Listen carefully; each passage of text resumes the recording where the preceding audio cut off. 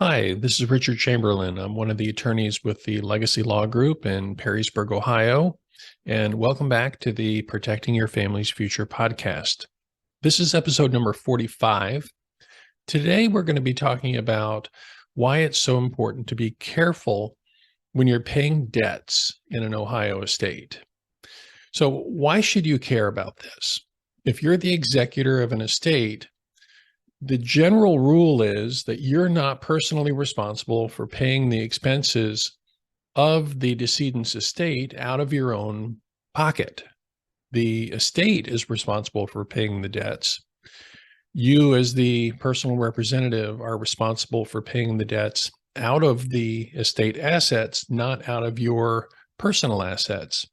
However, if you make a mistake and you pay the debts wrongly, if you pay them out of order, if there's not enough assets to pay all of the debts, then you could be personally responsible for paying those debts out of your own pocket.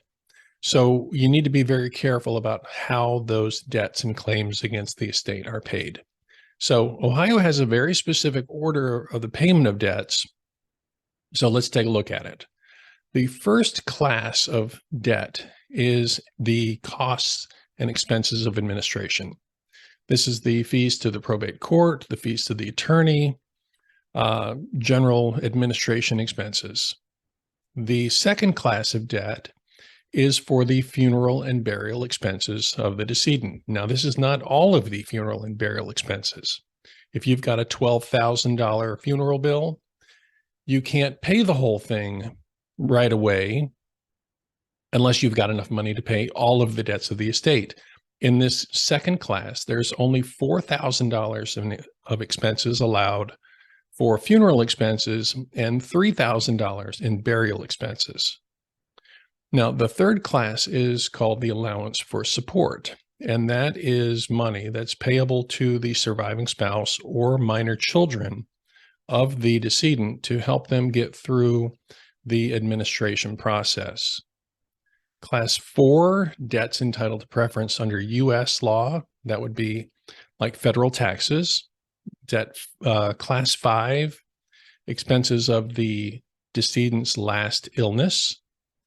Class 6, any additional funeral expenses.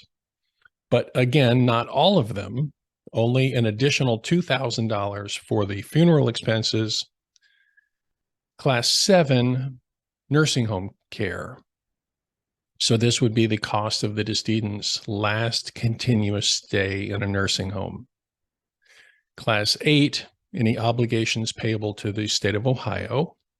Class 9 would be manual labor debts, and Class 10, any other debts. So that would be any remaining funeral and burial expenses, credit card debt, any other unsecured debt. So you can see it's very complicated. It can be. If there's not enough money to pay all of the debts of the estate, then you need to be very careful on how much gets paid. You have to actually go class by class, use the money in the estate to pay class 1, and then move to class 2, and then to class 3, etc.